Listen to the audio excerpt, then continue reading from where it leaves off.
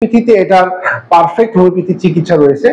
এই হোমিওপ্যাথি চিকিৎসা গ্রহণ করলে বিশেষ করে এর কমন কিছু মেডিসিন রয়েছে, যেমন ওনিয়াম ম্যাক রয়েছে, ফাইটোলাকা রয়েছে, কার্সিনোসিন রয়েছে, ক্যালকিয়া ফ্লোর রয়েছে, থুজা রয়েছে, এছাড়া মেডোরিনাম রয়েছে।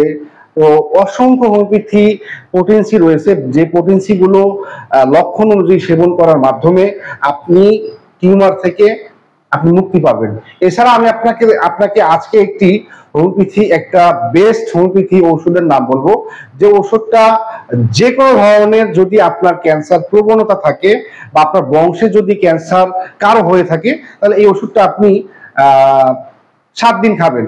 আর এই ওষুধটা হচ্ছে কার্সিনোসিন, কার্সিনোসিন 1M। এটা 1 ফোঁটা ওষুধ 1 কাপ পানিতে মিশিয়ে ডেইলি 2 থেকে 3 বার সেবন করবেন।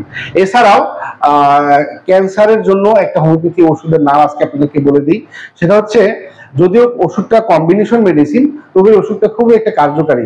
এই ওষুধটা হচ্ছে R17 বা R17। এই ওষুধটা খুবই ভালো কাজ করে, যদিও এটা ডাক্তার রিকি কোম্পানির, এটা জার্মানি একটা ওষুধ, খুব একটা ভালো একটা ড্রপ।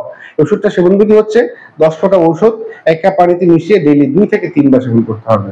তো প্রিয় বন্ধুরা, আজ চলে যাচ্ছি, দেখা হবে অন্য কোনো ভিডিওতে নতুন কোনো বিষয় নিয়ে। ততক্ষণ আল্লাহ হাফেজ, আসসালামু আলাইকুম ওয়া রাহমাতুল্লাহ।